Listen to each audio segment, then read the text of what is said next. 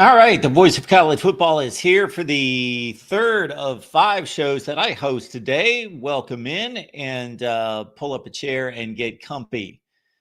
Comments, questions are welcome in the chat. This is the College Football Show. We come your way every Monday, Tuesday, Wednesday, Thursday, and Friday. The only time we don't is when we do a late night show, which we will for the next couple nights with the NFL Draft on Thursday and Friday. Let's do that. Thursday and Friday, late night call-in show, NFL Draft. But otherwise, it's Monday through Friday, 4 p.m. Eastern Time. Great guests, great analysis, all the good things that you expect here at the Voice of College Football. Your calls are welcome. We would like to take some first-time callers. Let's do that today. We will make that the theme of the day. Anybody that is a first time this week, at least. Let's go first time at least this week. And the call-in line is right there in the chat. All right. Again, NFL Draft on Thursday and Friday night here at the Voice of College Football. Leave those comments and questions there. The Amazon link's in the description section of all the videos, which reminds me of something I forgot for today, but we will unleash it on you this weekend. All right. We will get to that. Concerning the Amazon link, again, in the description section of all the videos. It's one way you can contribute here at the Voice of College Football financially without spending a penny, not a penny. And you can be proud that you have contributed to our success here at the Voice of College Football. Please use the Amazon link in the description section of all the videos. I appreciate Tony Gerdeman of Buckeye Weekly and Buckeye Huddle of having me on today. You can check out our conversation concerning my book, Disputed National Champions. And it also reminds me that I have is this the one right here? Signed copy that I've got to get out to this precious person. And we will do that soon. Probably not today, not because the post office will be closed when we get done here. However, we will get that out. Disputed National Champions, great read. You'll love it. I promise. You can come look for me if you don't.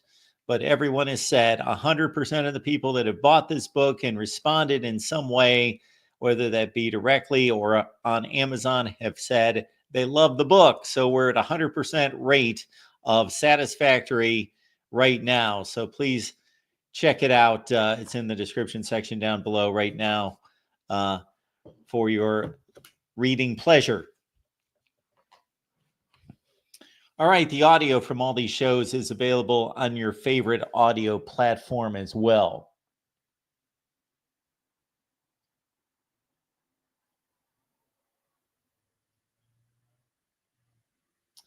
And we appreciate Jackson's here, Minnie's here, and others are here, including Florida Man. Florida Man jumping in. Good to see you. Wondering about Florida State. Where do you think Florida State goes? Are we talking about to a conference? All right, so we posted a lot of videos about this through the years, over the last couple of years concerning Florida State football. I can't say that I've got any kind of particular read on that situation. I do think that the ACC is short-lived in the way it's currently constituted with Florida State, Miami, North Carolina, and others, Clemson. I think Florida State, in terms of a football fit, is a football fit for the SEC. Florida State plays SEC teams on a regular basis. The last time Florida State played a Big Ten team in a non-conference regular season scheduled game was when? I cannot remember Florida State ever playing anyone in the Big Ten outside of Ohio State, and that's going back to 1981, 1982. So Nebraska or Florida State does not play or have any ties to the Big Ten. Obviously, it's a zillion miles away. So for all football reasons, those don't take into account preferences by the administrators, the TV money, or any other considerations. Strictly as a football question that I'm taking on here, Florida State belongs in the SEC. They've got ties to the University of Florida. Of course, that's their chief rival.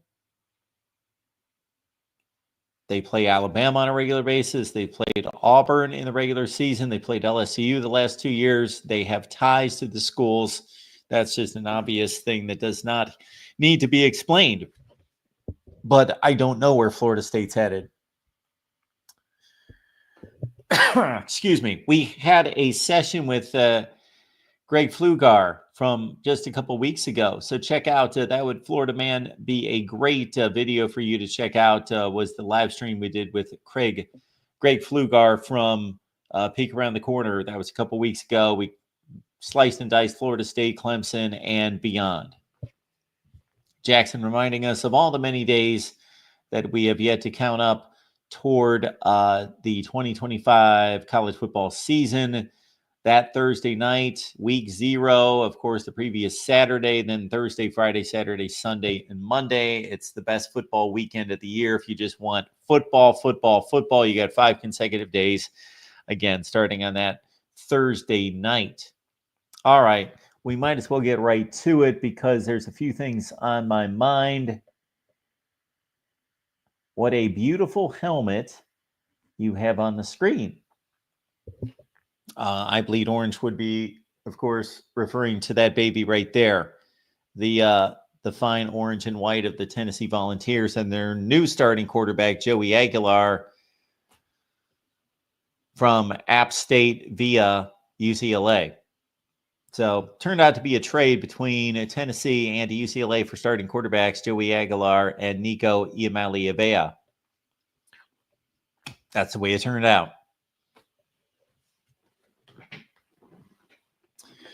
All right, couple features coming up here at the Voice of College Football. We want to get to a few things concerning the college football playoff because I hear a couple recurring themes when I listen to all of you talk about what you would prefer to see happen and who you believe deserves to make the college football playoff every year. And they come from 2 basic camps. One camp is earn the spots based on winning games, with little thought about who you're defeating in these games, i.e. Indiana last year at 11-1. Many of you just want the best records and the teams that earn it, that the wins should count. That's where you stand. Wins should count.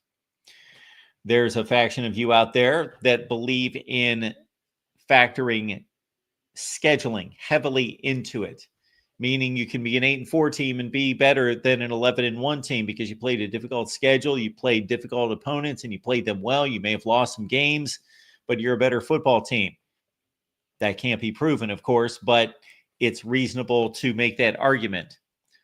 I believe that up here, I've devised a system that will address both of those, that will appease the people that want the best records in the playoff and will appease the people that believe that there are teams with lesser records that do not receive playoff consideration because they have ugly records, but might be better football teams because they play difficult opponents. I think we can address both. Again, I've got a concept in my mind, got to put it down on paper, and we will unveil that at some point. Today would have been a great day to do that. And I also had a Michigan-related football item that I wanted to produce a video on.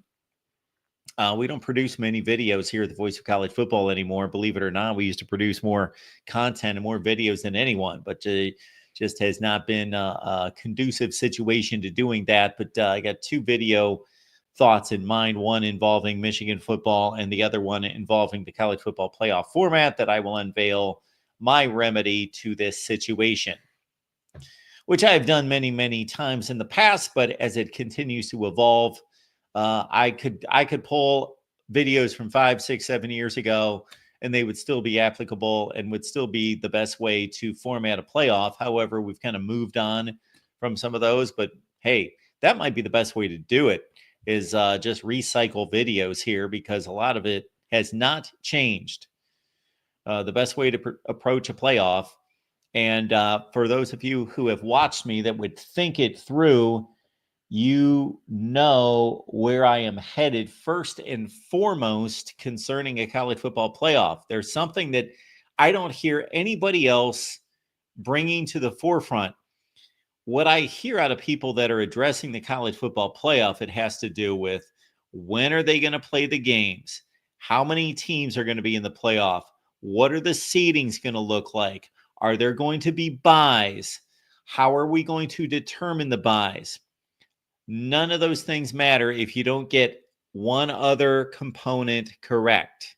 If you don't get another component correct, then none of that other stuff can you get correct because you don't have the right results to give you to then put the rest of that together.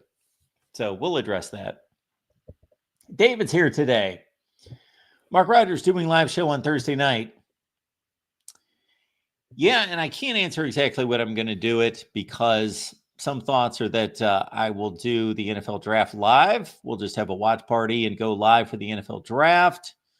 However, when we do watch parties for events like the NFL draft, then I cannot watch the NFL draft because the powers that be will knock me off the air for listening to the NFL draft. So I hate that situation.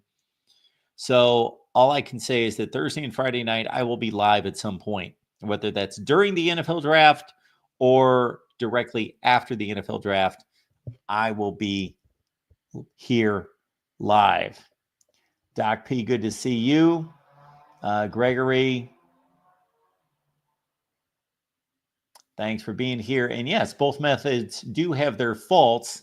And in no way am I devising a system that I am going to promote as being a perfect system. It will not be a perfect system, but it will be the best system you will find out there. So be looking out for that. Again, if I get around to producing these videos, you're going to see a college football playoff format out of me in the next few days, and you're going to see a Michigan video as well concerning one of their positions. All right, let's look at the news of the day.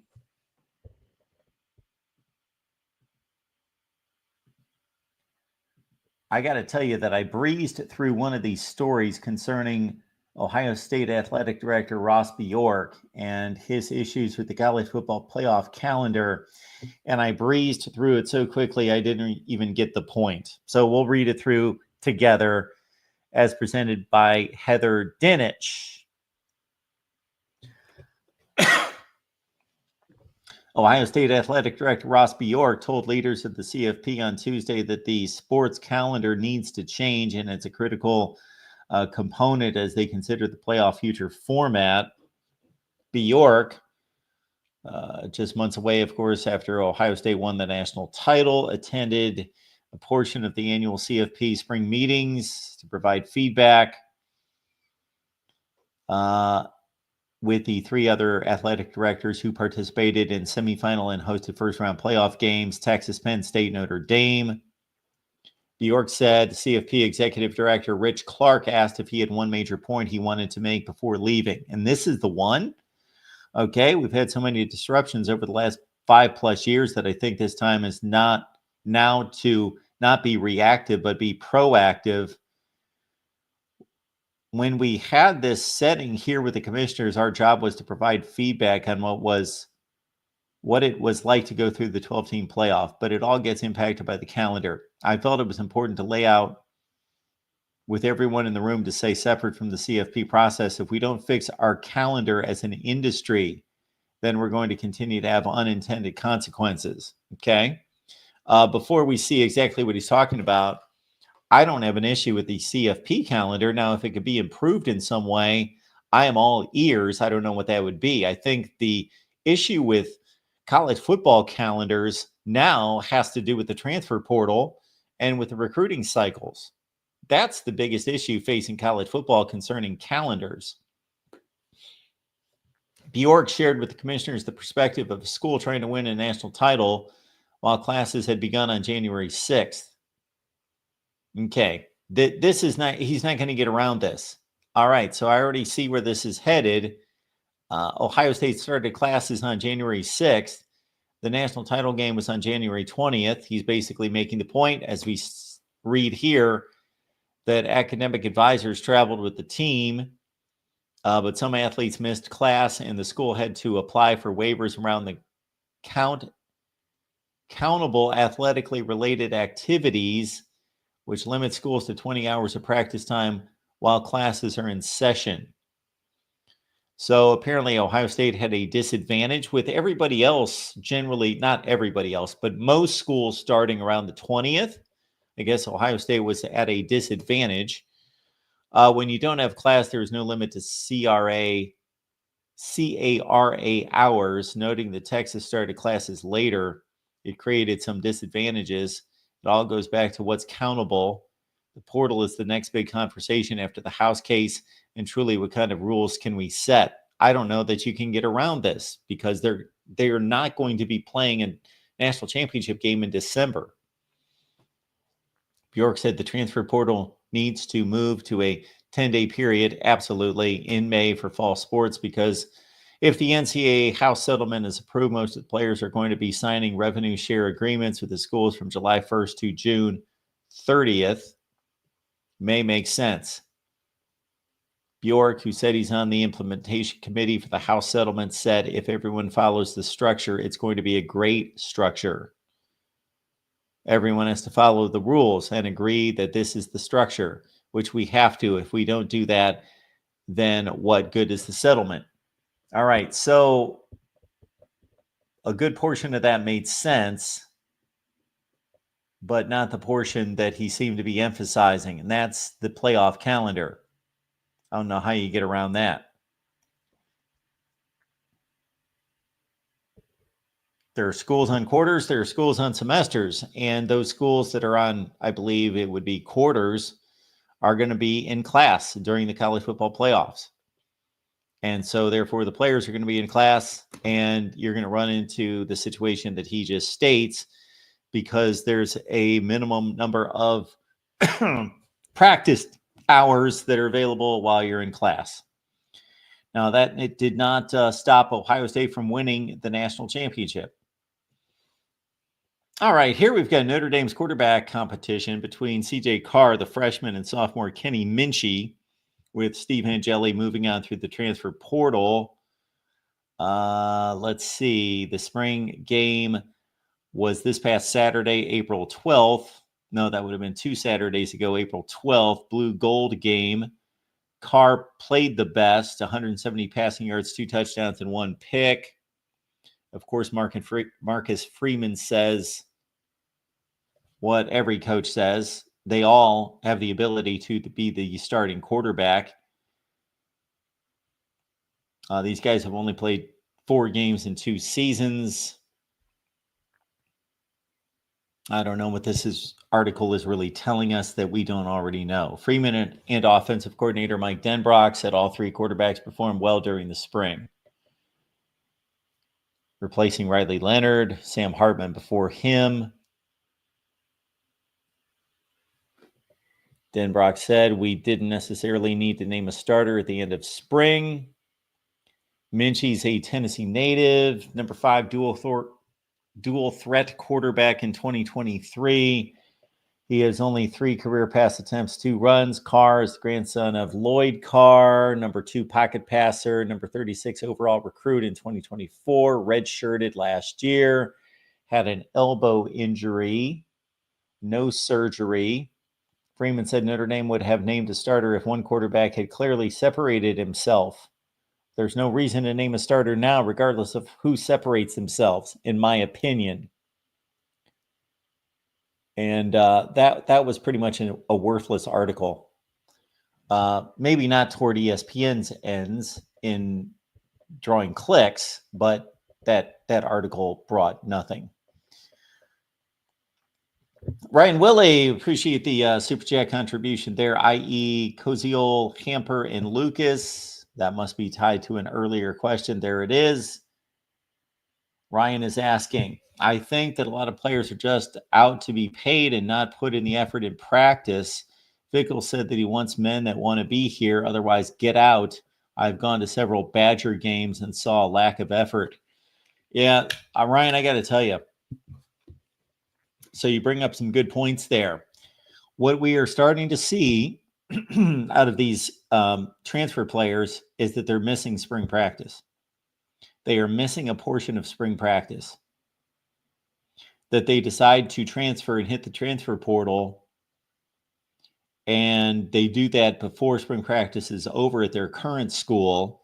They hit the portal, and then they sign with somebody else, and they do not get to the new school in time to play spring football. That is to their detriment. If that's what they want to do, if they're good enough to overcome that, then so be it. But it is not good for their development. And most of these players are nowhere near good enough to be missing practice.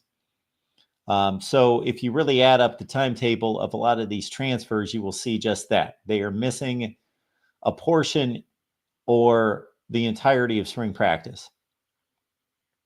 Or with a lot of them, even if they do transfer in time and they do get to spring practice and then they're leaving afterwards, they obviously had a spring practice with another team. And depending on how important the scheme is to their position, meaning if you're playing cornerback and you're a good cornerback, you can go anywhere and learn the defensive scheme in a few days and you'll be fine. But if you're playing center, if you're a quarterback, and a few other positions, but those are the two most important ones that come to mind, then missing spring practice is important. So it's a great point by you, Ryan. I'm right on board there. And the last statement that you made right there, I'm not going to pretend to be an expert on Wisconsin football now. I probably know less about Wisconsin right this second than I have in the last 40 years. But I will know them once we get to the season. I saw them play Penn State last year. I saw the Oregon game. I saw the Iowa game. I saw them play Alabama. So even though they were only a 5-7 football team, I saw them play with USC. So I'm still going to watch Wisconsin play 7 or 8 times a year, even when they're lousy.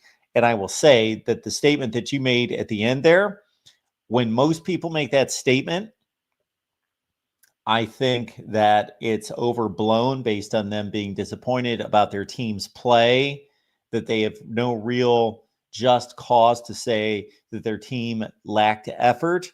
But I will say that historically, and from the time I started watching college football, and certainly from the time that Barry Alvarez took over Wisconsin football, that Wisconsin has been one of the hardest working, hardest playing football programs in the country, and they are no longer that. So I would agree with your last statement there about lack of effort out of Wisconsin to a certain extent, and that cannot be pointed at any particular group of players, but just overall, this team did not play with passion and pride as we are accustomed to. Wisconsin's one of the most disappointing programs in the country right now in college football.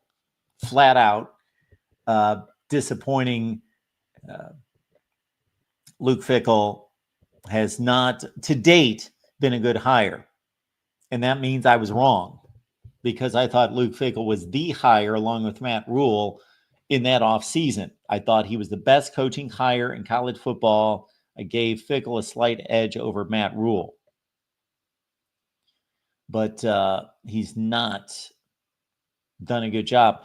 And they, of course, have another brutal Big Ten schedule to deal with, plus a trip to Tuscaloosa.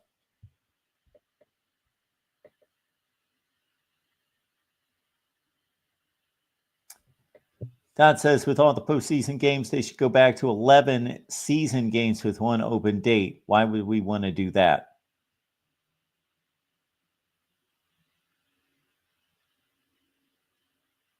If you're concerned about the players, Todd, that's a good point. I would agree with you there. But if we're just talking as fans and we want to see the most football, well, we just went through a season with 12 regular season games.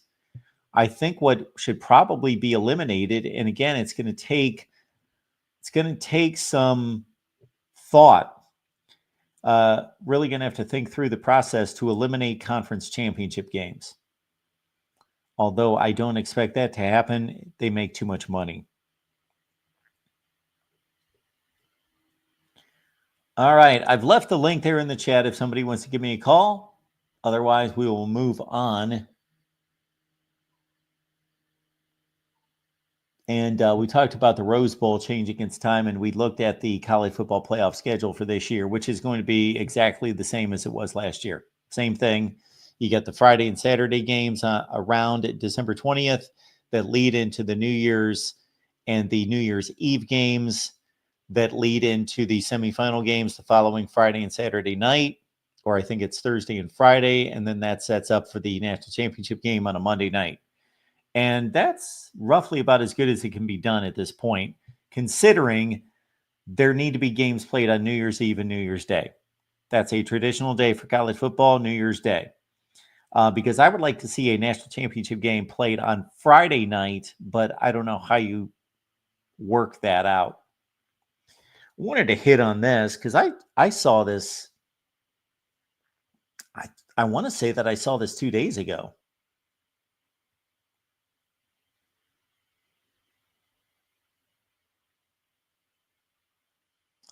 So some of you may remember Mike Patrick. He was with ESPN for 36 years. He was the original voice of Sunday Night Football. So he was the first guy that did Sunday Night Football. That may not technically be correct because I know TNT did some Sunday night games with Chip Carey Skip Carey and some other folks involved. But basically, the Monday night or the Sunday night team was Mike Patrick and Joe Theismann when ESPN kicked it off in the late 80s. I remember one of the Sunday night games where I was the most upset was Dallas losing to Miami in 1987. And that would have been just at the outset of Sunday Night Football.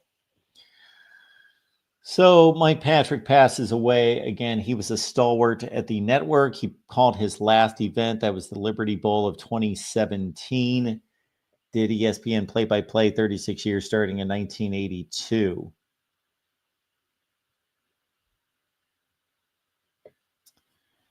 I see a quote here from our old buddy Bork, the president of content for ESPN. And of course, he did all those games with Dickie V on the college basketball front. And you see with the Final Four there as well, or not the Final Four, but the women's Final Four. Yes. Yeah, 1987 to 2005 with the Sunday night game.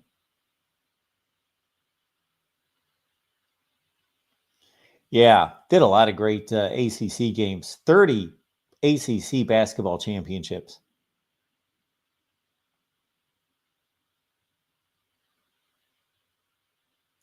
Dick Vitale says, I'm so sorry to hear about to learn of the passing of Mike Patrick. I called him Mr. ACC. He had a great love for doing the big ACC games, had great energy and a keen knowledge of ACC basketball, and I truly enjoyed sitting next to him calling so many special games over the years. Jay Billis.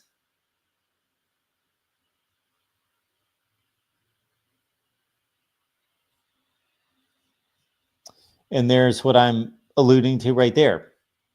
The first regular season NFL game in 1987 by ESPN was called by Mike Patrick, along with Joe Theismann and later Paul McGuire, if you remember that team. He also did ESPN's Thursday Night Football and Saturday Night Football, also the College World Series. Just an illustrious career.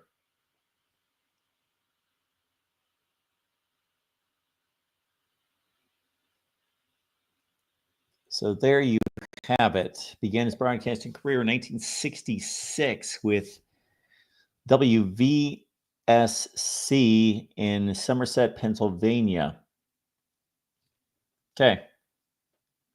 So rest in peace to Mike Patrick.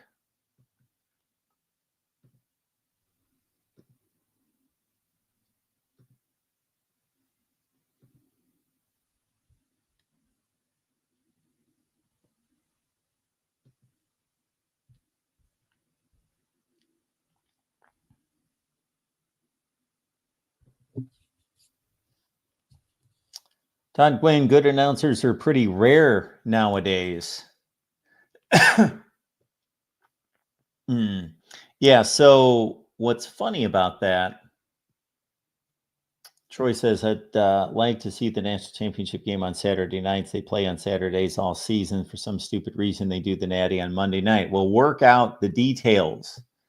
They could play a national championship game on Saturday now because the semifinal games are on Thursday and Friday. So if you believe in giving the players all those games that they have to play over and over and over, 3 or 4 consecutive games, and then they will play a national championship game just a week after they play the semifinal games,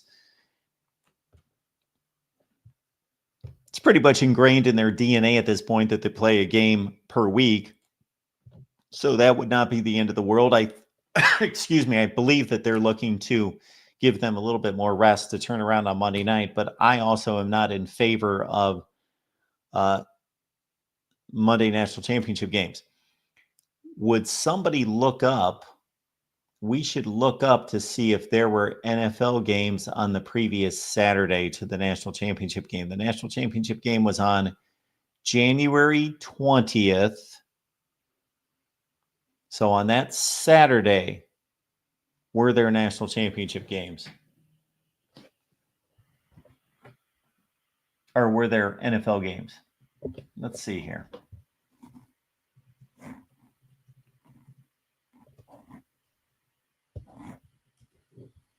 When were these games played?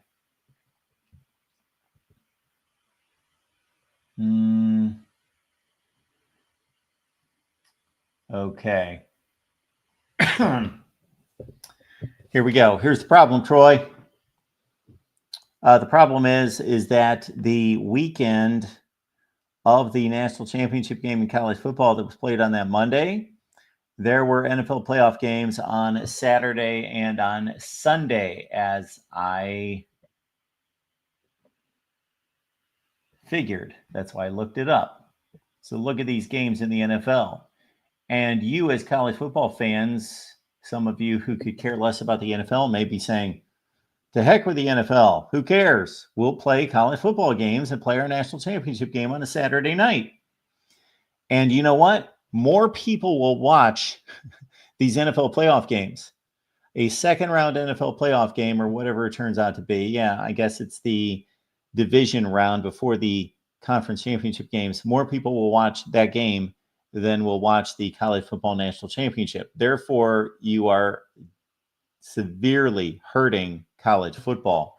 But that date was the 18th, right? Was the national championship game not on the 20th, I believe, on a Monday night? So the 18th, yes, the 18th would have been Saturday, and the 19th was Sunday. So on the 18th, we had Kansas City and Houston, and we had Detroit and Washington playing NFL playoff games. That would have completely wiped out. The college football TV rating.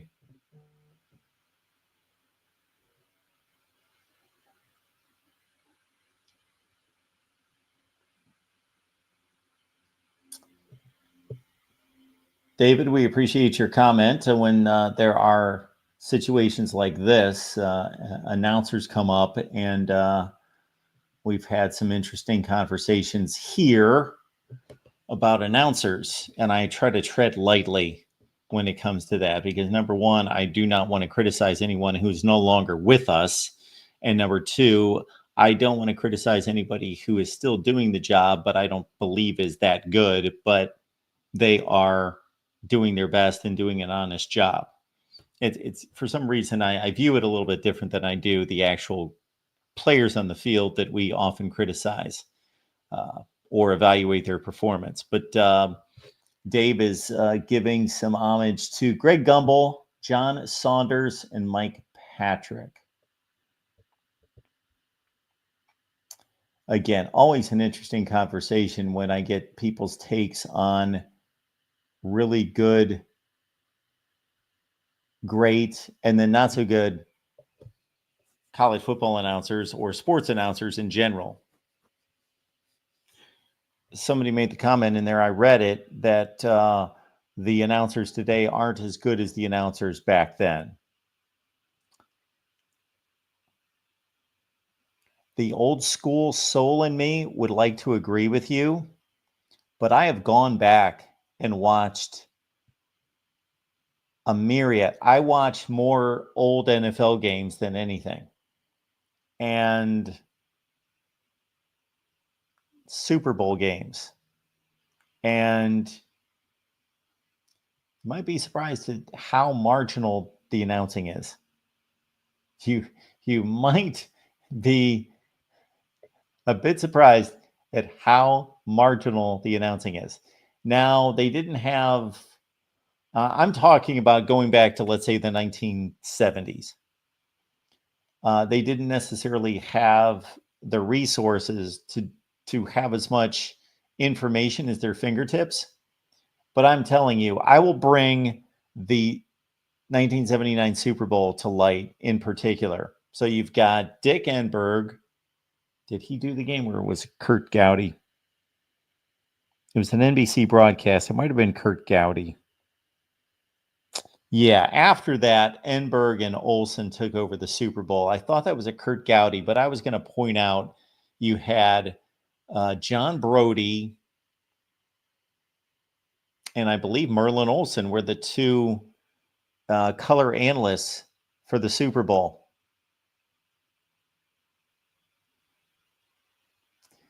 And, you know, I hate to say this, I truly do, but we could throw that game tape on right now and I could do the football analysis of it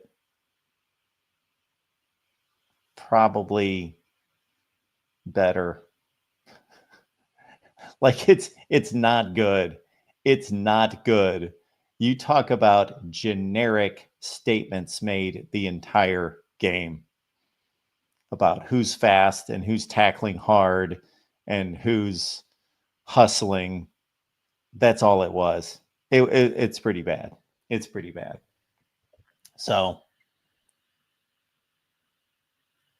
yes, announcers in college football, I'd say the same thing.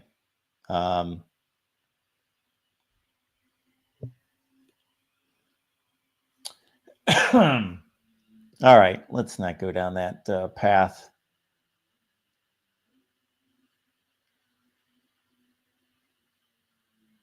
David, Dick Enberg and Merlin Olsen were very good, Mark. Did some great Rose Bowls. Who would know that any better than me, David? I'm older than you. I've seen more Dick Enberg and Merlin Olsen. Yes, they were two of my favorites. Bob Trumpy. I was a big Bob Trumpy guy. Yeah, Don Crickey and Bob Trumpy. That was a great team. Charlie Jones and Todd Christensen. Charlie Jones and probably maybe Len Dawson before that. Liked those guys too. What do we have here? Troy is saying, I think it was fatigue. Season ended months before the game for most schools, and the fans checked out by then in the inauguration that day. Oh, yeah. What, with the lack of viewership?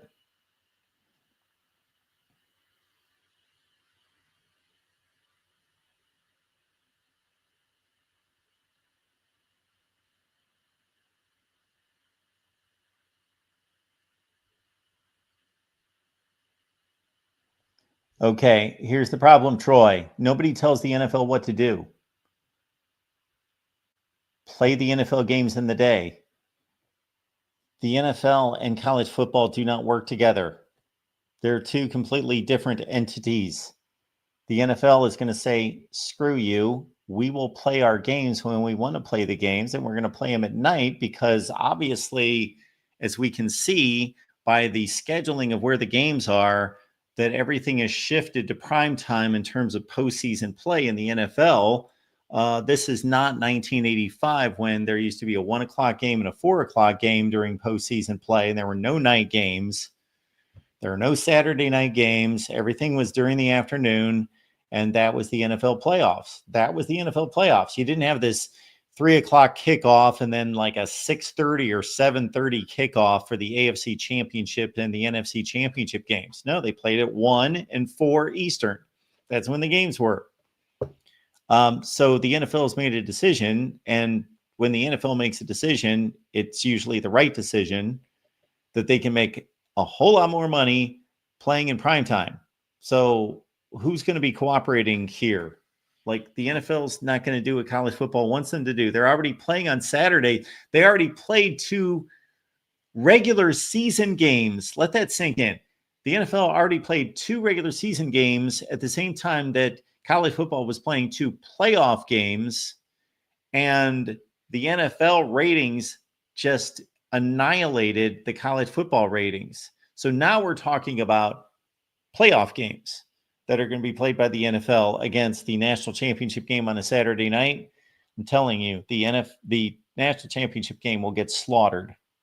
Sure, people are going to watch it. I'm not saying no one's going to watch it, but that 22 million figure, I think, was the Monday night figure.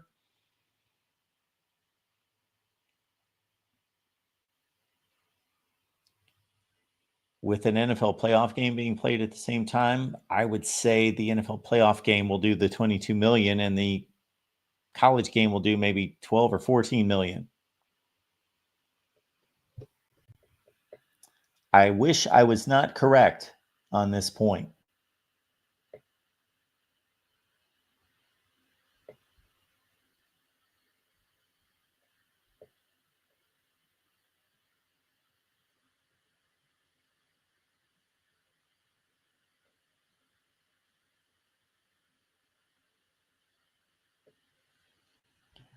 David says Bob Greasy was terrible.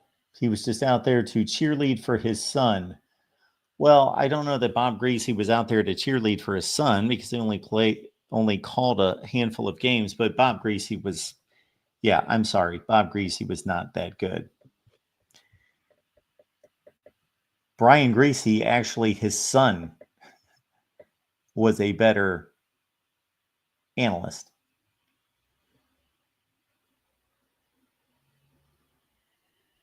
All right. So college football is an issue with scheduling the playoffs for a number of reasons. And Ross Bjork brings one to the table that I don't think anybody's talked about, and that has to do with the school portion of it. You may laugh at that, but obviously Ross Bjork is not laughing at it, and he's bringing it to the forefront, but I don't see how that can be corrected in any way.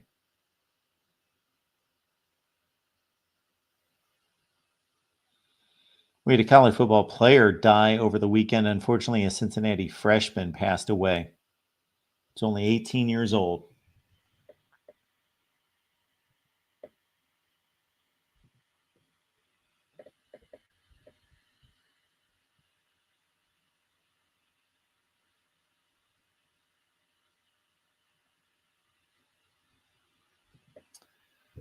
Todd says, listen to a game on the radio and you can tell if they are good announcers.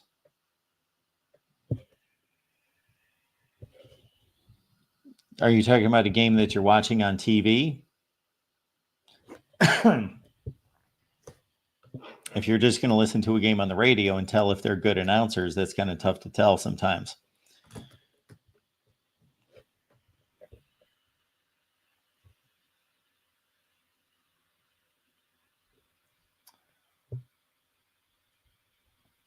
The transfer portal continues to roll.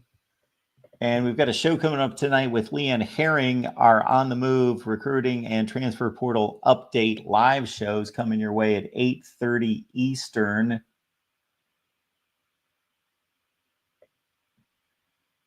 Let's see if we've got anything of consequence in the transfer portal.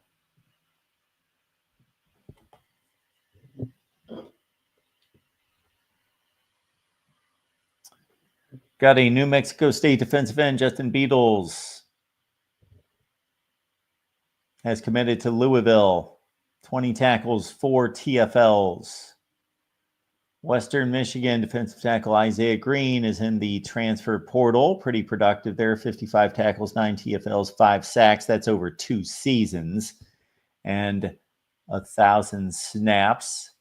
Got a Michigan D lineman in Kayshawn Bennett. He's entered the transfer portal. He had a whopping 4 tackles last year. Arkansas State defensive lineman Jaquan McGinney in the portal. Southern Miss wide receiver Larry Simmons caught 27 balls last year. Started at Ole Miss, went to Southern Miss. He's in the portal. Don't know that we're coming across anyone of consequence here. We just got done with our Ole Miss show. They signed a cornerback out of South Alabama and then also a running back out of Troy and also a offensive tackle from Maryland.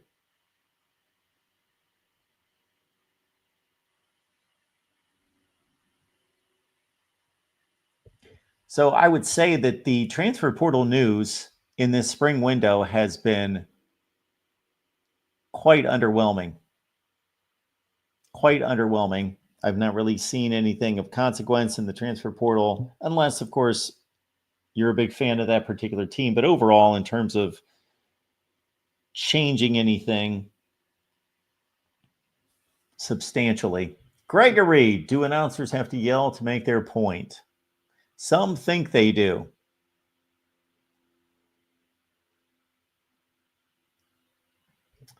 Minnie, have you talked about who you think will be going in the first round of tomorrow's NFL draft? Well, the take on me when it comes to the NFL draft is I followed the NFL draft for years and years and years, about as closely as anyone you could find anywhere. And I could recite just about every NFL draft selection for years and years and years and years and years. Jackson would be impressed to that extent.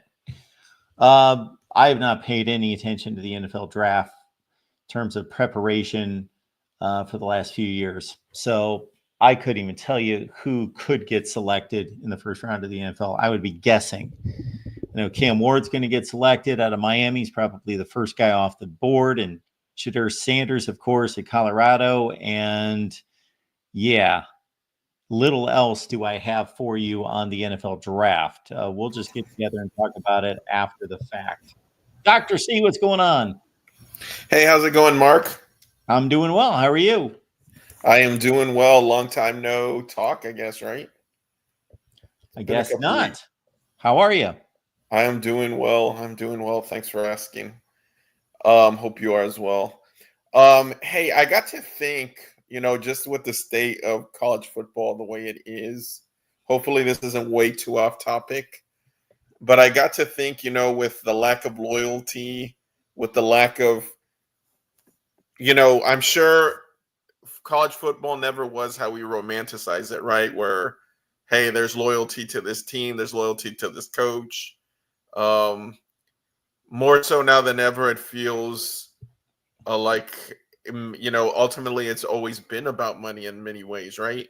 When we really go to brass tacks.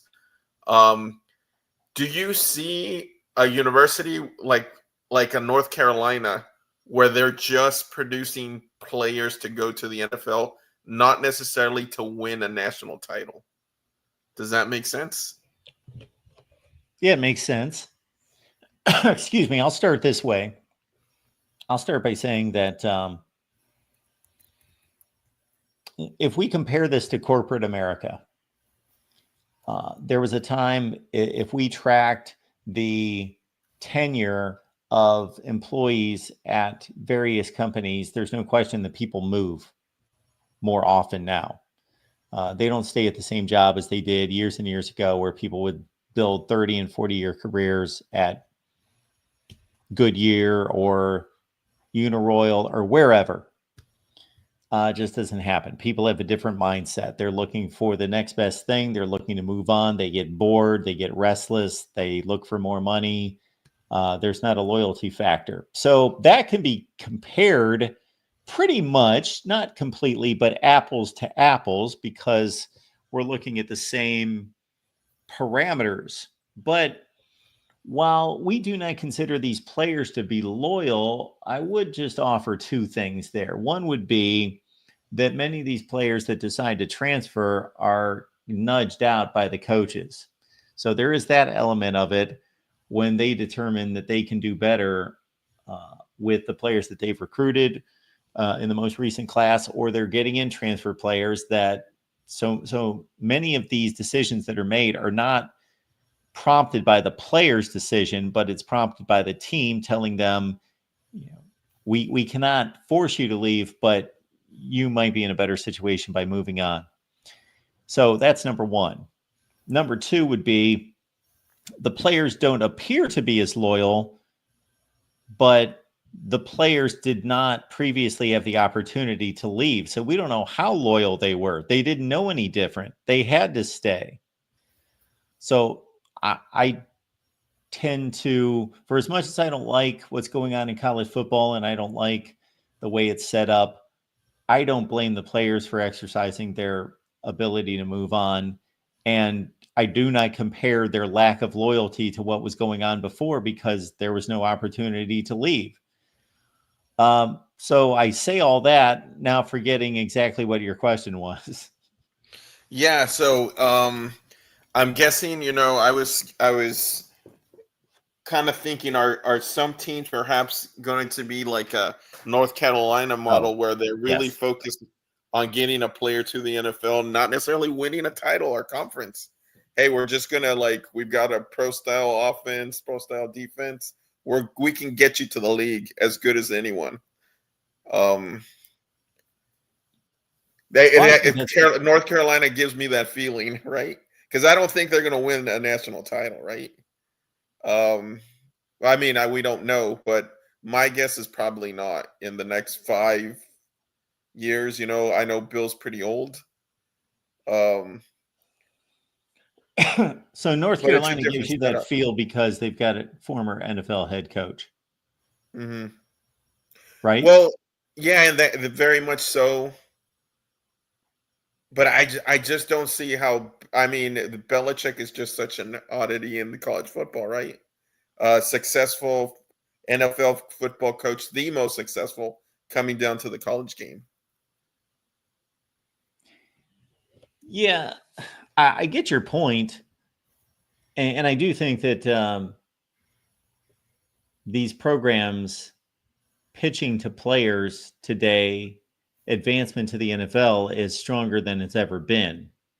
That being the number one reason why players go to particular schools is to develop for the NFL. I don't think there's any question about that. So you're correct, I believe.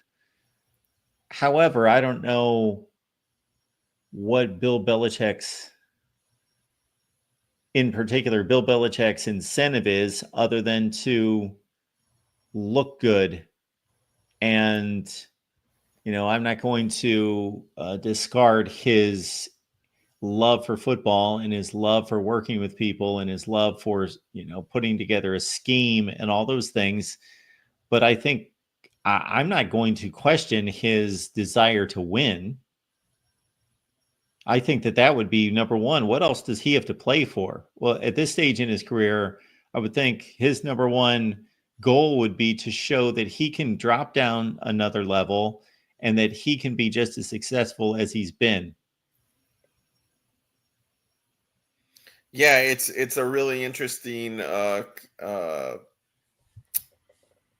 time in regards, I'm thinking, as we were talking about loyalty, 3 Arkansas players went to Ole Miss, right? For money. In fact, one of them grew up hating Ole Miss with a passion. He hated Ole Miss. Now he's on the roster specifically due to NIL money, right? So those are the kind of things that kind of make college football seem a little less, like the romanticized past in a way. Well, yeah, there's a lot of that. How much, when it comes to money, I know it's all allegations, but how much do you think money was a major issue in college football prior to NIL? Regarding powerhouse schools like in Alabama, like a Georgia, money was being exchanged, right? Aside from the McDonald's bags that we found out about. Yes, less money was being exchanged, I believe. Yeah, definitely a lot less. Yeah. However, these powerhouse programs, it was always rumored that, it was the money that caused all these dynasties to come together, right? Like the Miamis, the Florida States, Georgia, Alabama. Everything's alleged because nothing's come out, at least that I've seen. But do you think money played a giant role in that success? Building those teams, those draft classes? Well, I think that there were players that were paid off. I think that the dollar amounts were much less. I think it was a big deal for a player to get $50,000 10 years ago. And now it's not, that it's above board. Maybe if you're at a huge school, maybe your 30th, 40th, 50th player on the roster gets $50,000. Where back then, $100,000 was a huge deal and given to very few players. But the money directed by these programs had more to do with the resources to buy the best coaches, staff with the best coordinators and assistant coaches, build the nicest facilities, do all the niceties around the program that other schools couldn't do. Yeah. That's a great point. Yeah. The facilities, of course, used to be a major thing, to draw in recruits. Yeah. Yeah. It's just such an odd place for college football right now. I feel it's like watered down, right? But, still love it. It's still a great product. But I don't know, some of that romanticization of, hey, this player's coming to my university because he really wants to be here, right? Like he's built those relationships with the coaches. He sees the play scheme that works for him, and not because they offered him 50 grand more than the other school, right? Yeah, we will never know and do not know from case to case why these players make the decisions they do, but it's similar to all of us leaving jobs and taking other jobs. The dollar amount is typically what determines our decision. So I got to think the same thing applies here, not across the board in every situation, but in a large number of situations. And there's Could we make it nothing wrong with it. That's the thing. None of us or few of us like it, including me, but there's nothing wrong with it. Right. But could we make it as even a playing field as possible? Like, We hey, I already can do. go. I had this knockdown, Dr. C, I had this knockdown, drag out debate with somebody the other day because I was making the point we have even the playing field. Like, what else are we supposed to do?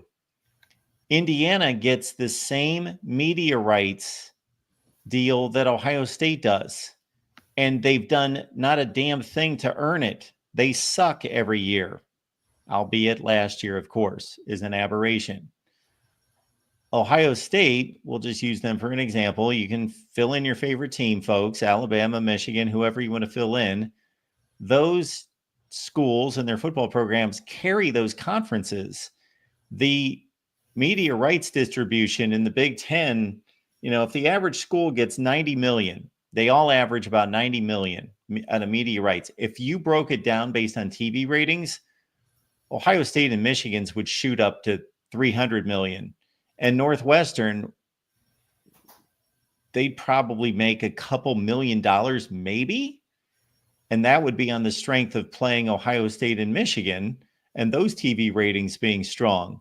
Like everyone getting an equal share of the media rights, to me, the sport has bent over backwards to make it equitable.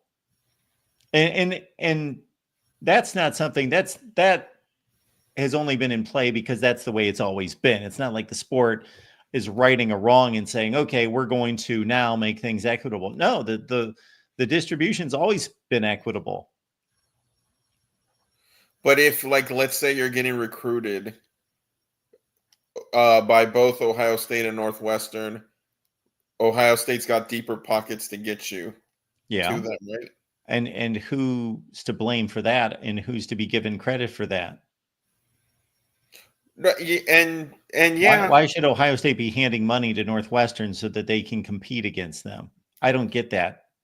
They already do. They already give them the largest portion of any money that goes to any school in the country is through media rights, and that's equally distributed. So why in the world are we pushing for more equal distribution? well, I mean, when I ask about equal distribution, I guess equal amount of money to the player, right? So that way, hey, I'm going to go and sign with Ohio State with Northwestern because the money I'm getting is going to be the same, and the coach I think has a better scheme for me, right? Why should the money be the same though? Ohio State fills up 100,000 seats every week, and Northwestern fills up like 21,000 seats. And the value of the brands is in two completely different universes. Why should Northwestern just be arbitrarily handed the same amount of money that Ohio State? That would be like saying, oh, I'm trying to think about, that'd be like saying, okay, you and I, Dr. C, we both get jobs at X corporation. You can fill out the industry. It doesn't matter. Fill out the job occupation. It doesn't matter. But let's say that our performance can be easily tallied. It can be easily accounted for, whatever our performance. Let's say we're salespeople, and we start out by your base salary is 100,000, my base salary is 100,000. You go sell 1,000,000 units of something, and I sell 1,000 units. But we're going to say, let's make this equitable, and you give back your money to me, even though I did a lousy job of sales. Why would we do that? We started with an equitable situation.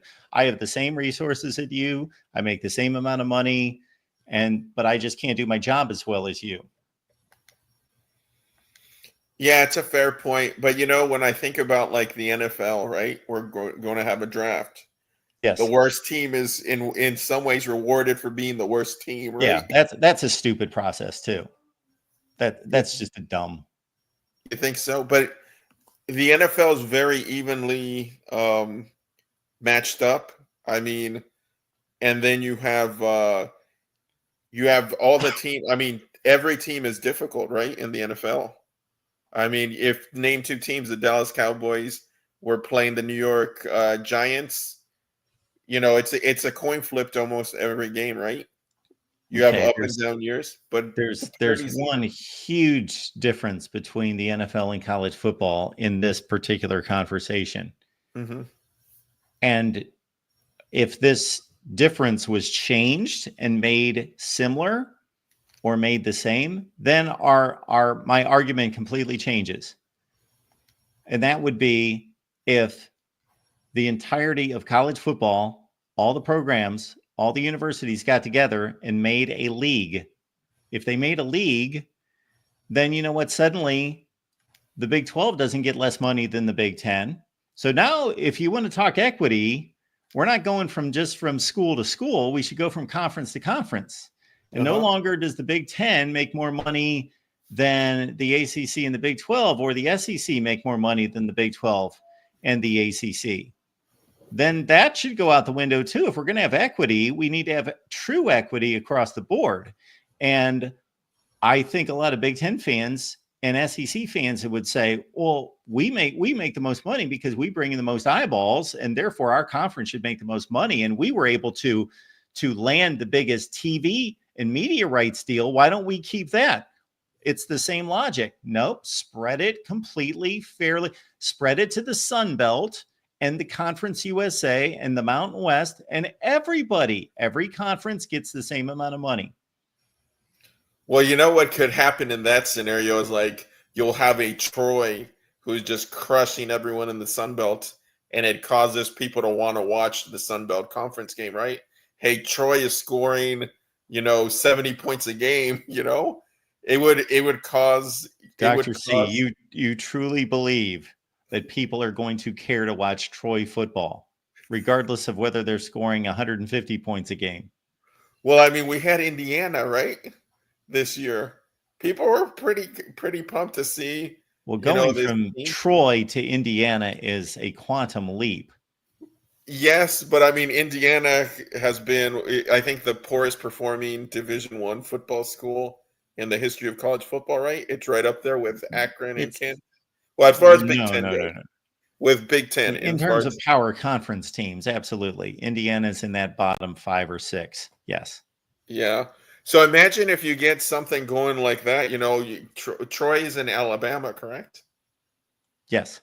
So let's say we're even, we're in an even, distribution. The player can get paid exactly the same, Yep. and they've got a monster charismatic recruiter like Elaine Kiffin, and he just grabs all this talent from Alabama. Like, it's not as far fetched being in that state of Alabama where you have recruiting, right? Um, Houston. Houston has a ton of football, right? I live in Houston, right? You have Katie, you have, who was it? Was it Barry Switzer that said, "Hey, all I need to do is recruit Harris County, and I can win a national title every 3 years," or something to that effect? Yep. Um, so if you had that kind of, where, hey, I'm not going like this Arkansas kid. Hey, I grew up hating Ole Miss. I'm not going to go there for an extra, 25, 30 grand, right? Um, So yeah, in essence, and look where we are now. You have the Pac-12 that completely disseminated, right? Because people weren't watching it because they didn't think it was any good, right? USC could, if USC would have been a powerhouse like it was back when Reggie Bush and all them, and it was getting that buzz, the Pac-10 would still be here, right? And now we can only keep right now two conferences, the Big Ten and the SEC. Nobody really cares about the Big 12, the ACC. The ACC is falling apart, right? We have rumblings of Clemson. And then, is there any truth that Utah may be in wanting to go to the Big Ten for more money? Well, I I've would heard. think that there would be a lot of truth to Utah wanting to go to the Big Ten, but whether the Big Ten wants Utah is another matter. Yeah. So I mean, if this continues, as we've talked, we'd only have two conferences, being the Big Ten and the SEC, two regions in the South, and what is it, the North, and that's where all the main, more important football gets played, right? And you leave out the coast. Well, you leave out the West Coast, the Midwest, right?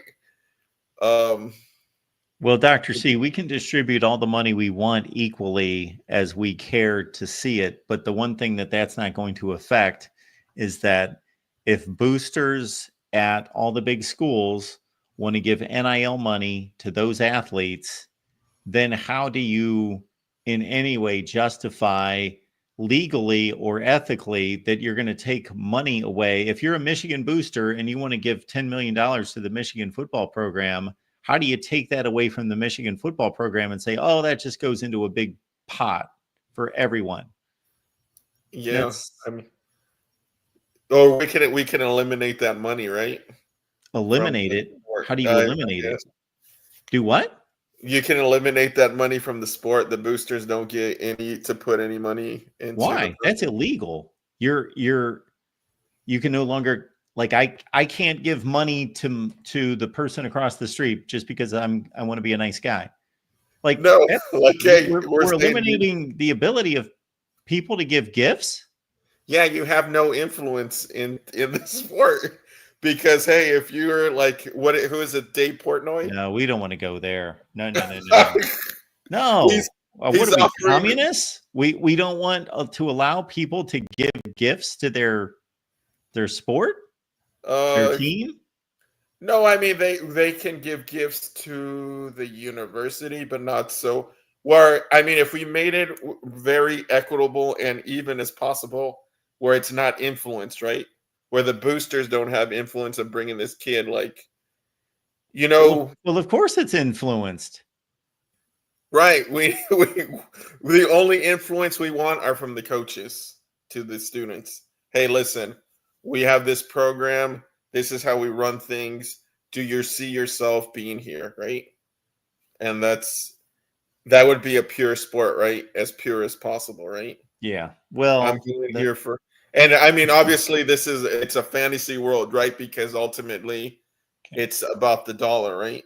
So It's the one about thing I can't agree with, so I'm trying to balance what is feasible and legal for as much as I can determine versus what I want to have happen to keep the sport somewhat clean. And the right. best I can come up with, and on this front, would be that NIL would go under the guides of the way it was originally intended, and that it would not be an enticement to come to a school, but it would simply be something that is connected to the school to then reward the athletes once they accept a scholarship and they sign a contract at the school.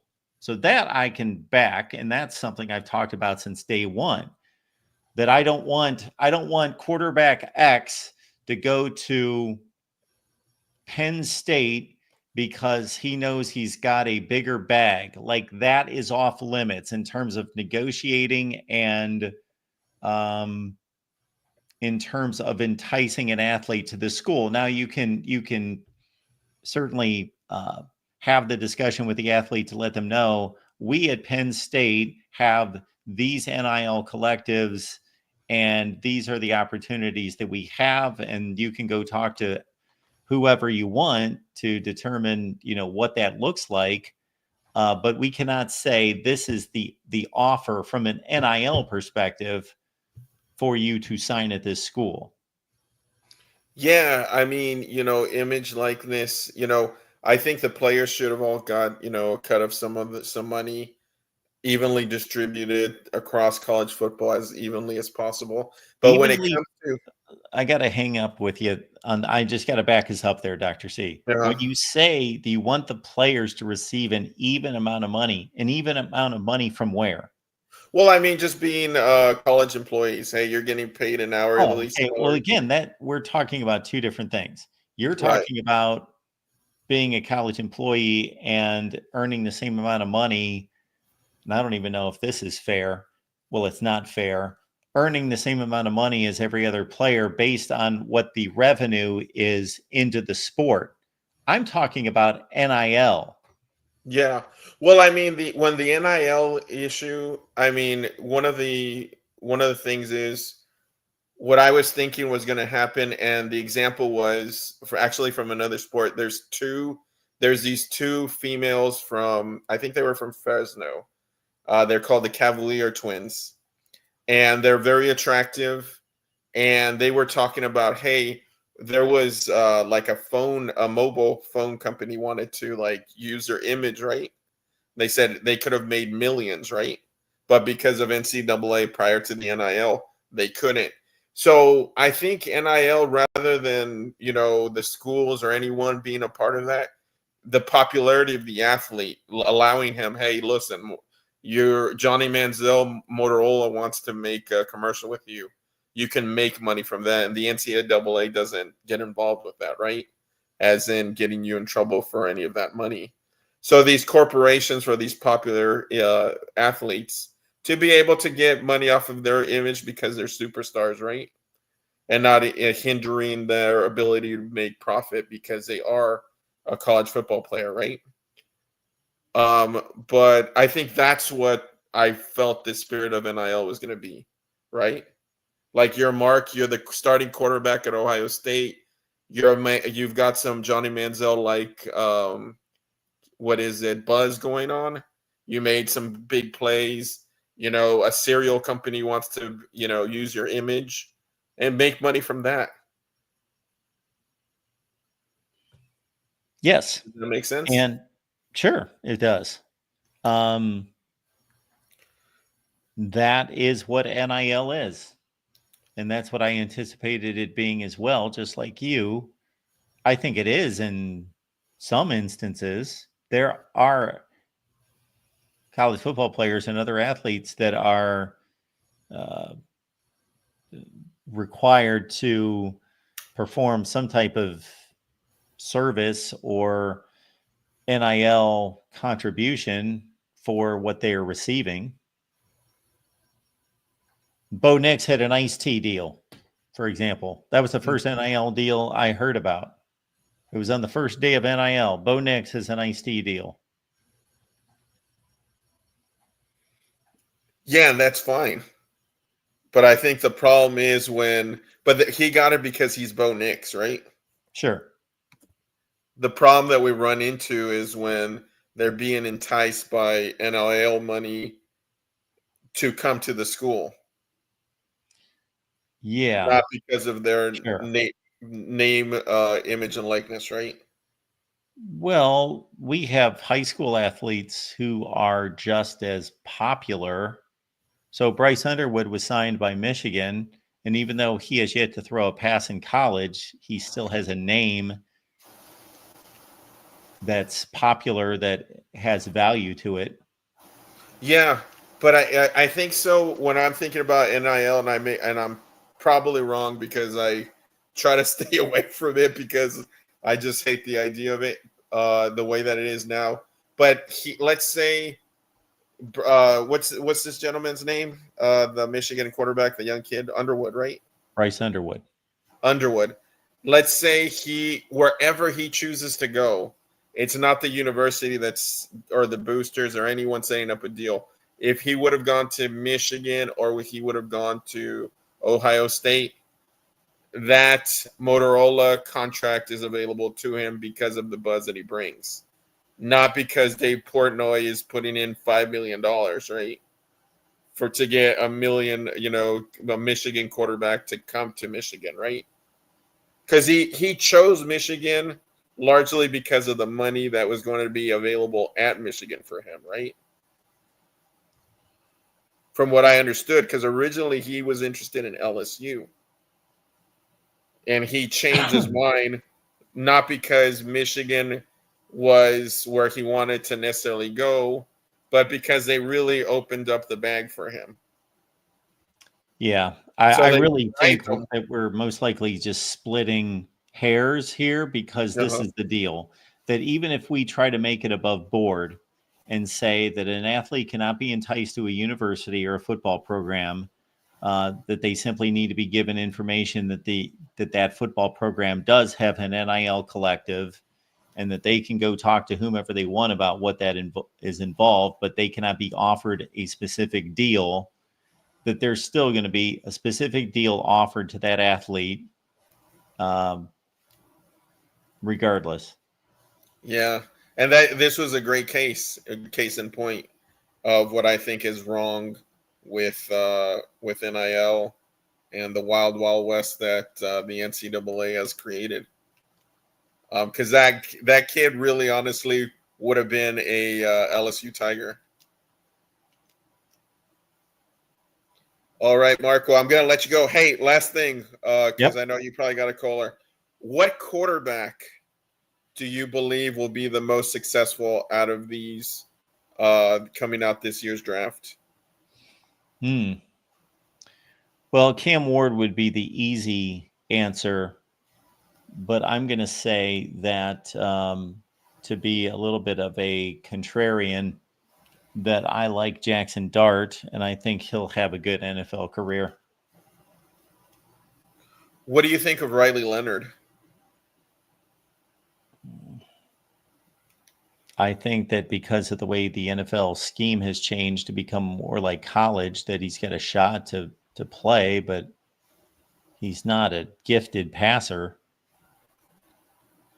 And someone brought that up. Was it Riley Leonard that was it the scheme at Notre Dame that pretty much kept him, being more focused on the run?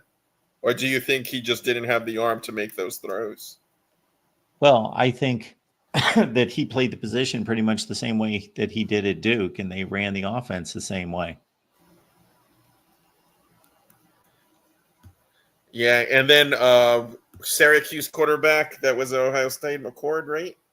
Yeah, Kyle McCord's a much more gifted passer than Riley Leonard is. But yeah, I think he's got a shot to play in the NFL. out of those two. Hey, and lastly, there was Gruden interviewed. You know, he does a quarterback camp where he Yep. grills them. He had the Memphis quarterback. He was really impressive in his interview there with Gruden. He's played all 4 years at I'm trying to Memphis. think of what his name is. The Memphis quarterback that succeeded Brady White. I can't think of his name.